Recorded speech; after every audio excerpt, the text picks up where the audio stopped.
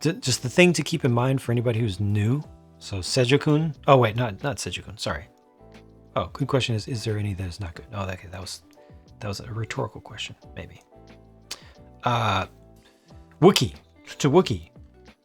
Key thing to keep in mind is that they're not all connected. They're not all on the same timeline or in the same universe. So beware of that. That's why I mentioned Universal Century. There are a certain number of series that are from one timeline. Anytime you see UC in a title, that's what that represents. It's part of that timeline. It's all canonical together. Anything outside of that might be in a completely different universe. Did I check out G-Fighter? Just a little bit. I've only seen tiny bits of it. I've sampled it, but I've been focusing on getting through build fighters and the 4 or 5 series that are that. Looking at getting master grade Barbados. Yep. 1/100th. I don't think you can go wrong.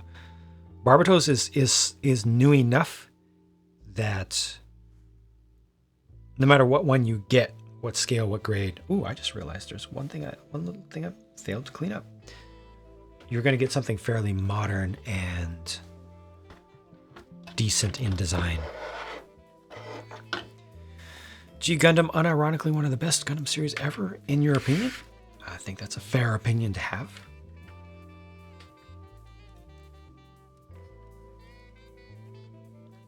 Somehow I missed this. Somehow Palpatine returned and I missed this.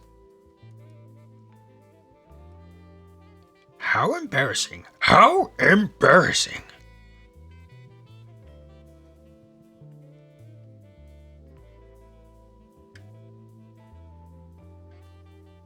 There we go. All right. All right. Oh, the G-Gun. Okay. The fighter. Gotcha.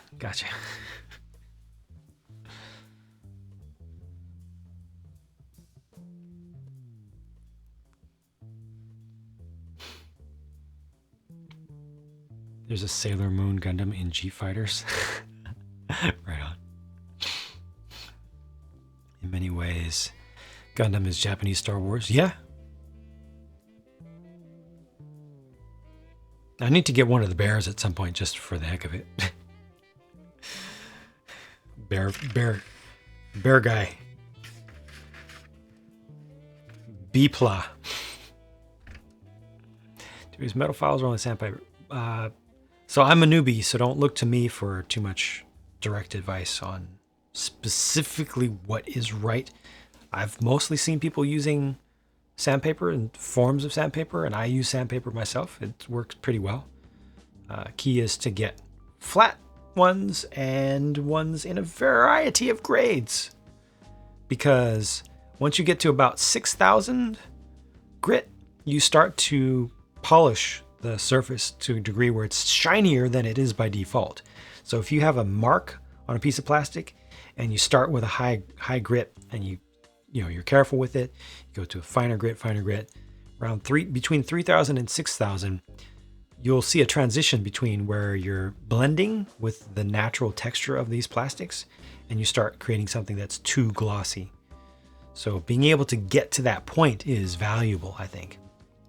You can even, with fine enough papers, I went to Amazon and got a couple boxes. This is what I did. Served me well thus far. Just a couple boxes of rando ones. So these are the finer ones. This is way too fine right here, but that's like $10 for, I don't know, 20, 30 of these things. Here are the more coarse ones. 180. There's a 400,000, 3,000 ish. There's a 5. Just super cheap and super effective, in my opinion. But files are fine. My first one I did with a glass file.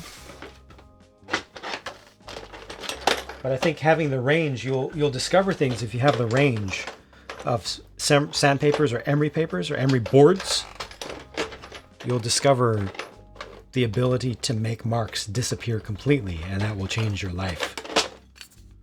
Yeah, my first one was built with this. It's literally a glass nail file. It's just a file. This was like $2 for 2 of them.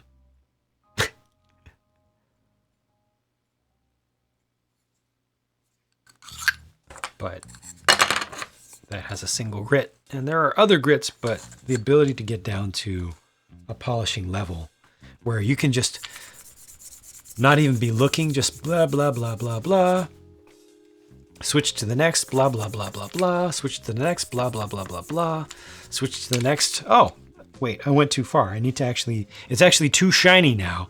I need to actually go back and scuff it up a little bit. So you go back. Great. It does funny things to the mind, in my opinion, that are pretty cool. These pieces of sanding sticks that I got have no name on them, but I can find it on Amazon in a matter of a few seconds.